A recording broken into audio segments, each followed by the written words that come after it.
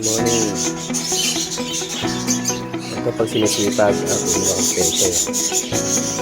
50 pera, 50 pesos sa peche. Mahal na ng peche yun, wala na namang piso.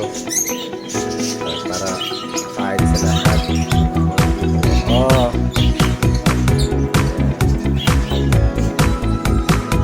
Lalagyan ko ng peche dyan, tawag.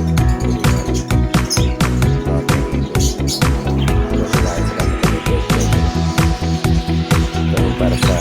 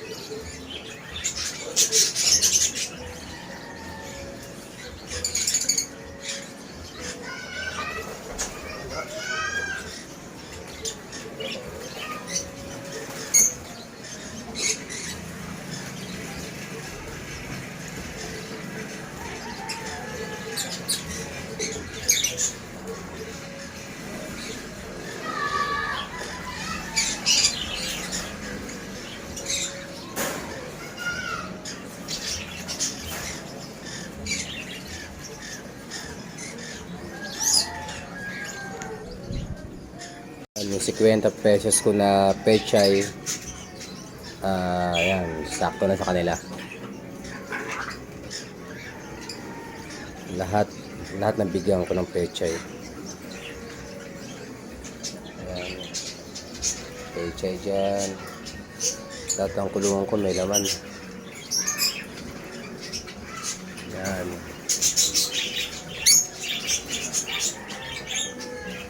Hindi ba? Ayaw pa lumabas ha. Masuplado. Ito yung mga Lutino. Si Sisi, binigyan ko na rin ng pechay. Kapag talaga pumunta ako ng palengke, pirmi siya, bibili ko ng pechay. Tapos, carrots. Para sa medium bird ko naman. Pag daw nakabili ng mais o carrots, pechay. Pechay lang muna sila. Mamahal ng gulay ngayon, grabe. Dati may 5 pisong pechay, ngayon wala na. Dati may 10 pisong mais. 1 pirasong mais, wala na ngayon. Pag bebenching ko na yung mais ngayon, benching ko 20. Depende sa panahon.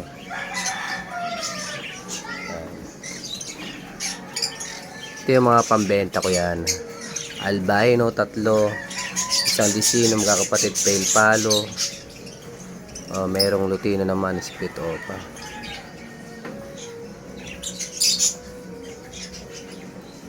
Kakaano mga to.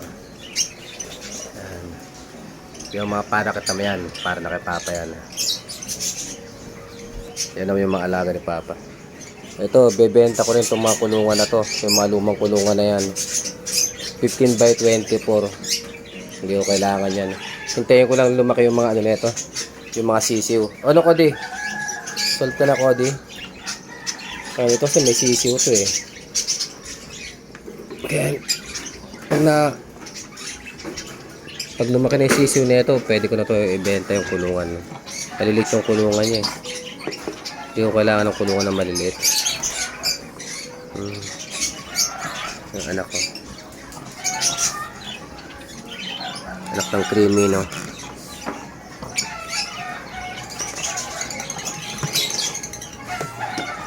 Ito, may itlog naman to dito. Mas ka nga dyan, Cody. Ito dito, may itlog. Sa 2, 3, 4 na 15 by 20 prebebenta ko yan. Ito, pambenta ko rin. Pagpaparis ko. Yan. Ito, babae.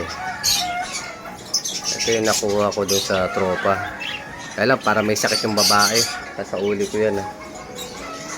Yan, ito lahat to. 1, 2, 3, 4, 5, 6, 7, 8 9, 10 siyam na pares. 10 pares yung nandito. Okay, Papa lahat yan. Ito lalagyan ko to 17 by 36. Lalagyan ko to ng mga kakatail. Yan. Magdadagdag ako ng kakatail. So, lumabas na yung mga ibon. Busy yung mga ibon pagka nilagyan mo ng ganyan, mga gulay. Yan. Pechay, paborito nila yan. Hindi ako gano'ng naglalagay ng malunggay. Pechay at pechay lang talaga. Minsan pagka may ano sa palengke, yung mga tinabas ng pechay, hinihingi ko na lang yan.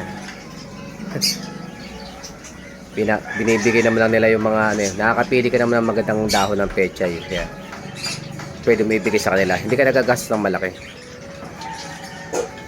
Yan. Busy yung mga ibon pagka may pechay. Tuwan-tuwa yan sila. Oh, Cody. Tingnan mo na, Cody. Ano? Maligo ka mamaya, ha? Yan. Ito ginagawa namin mga breeder araw-araw.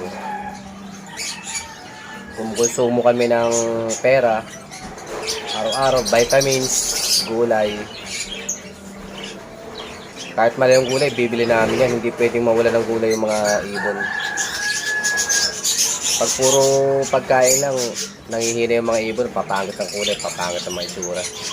Nangihina yung katawan nila. Kaya yung minsan, bibili ng may mga namimili mura, hindi nila alam yung gastos ng isang breeder, gastos pabili ng mga ganyang klaseng vitamins, gulay, kahit na cattle bone. Yan, ganitong cattle bone hindi pwede mawala sa kanila yan. Nagbebenta rin ako ng cattle bone. Pagka ganitong parang off-season na, bira na ang cattle bone, paubos ang cattle bone ko. 250 per kilo, matuyo na. Hindi pwedeng mawala ng ibon mo ng ganito. Kasi yung itlog nila galing sa buto nila. Kapag walang suporta ng ito, natural calcium to eh. Pagka wala na ito, yung mga itlog nila mabilis mabasag, maninipis. Minsan nagkukos pa ng egg bind, hindi lumalabas yung itlog. Pagka nag-alaga ng ibon, kailangan mo na ito. Hindi pwedeng mawala ito. Dito yung pinaka-natural source ng calcium nila. Ito, saka yan, mga gulay, pechay, vitamins. Lalo na yung panong paiba-iba. Umiinit, umuulan, lumalamig, mahangin. Tinatambaan sa itong mga ibon kapag walang mga vitamins. O, next time naman.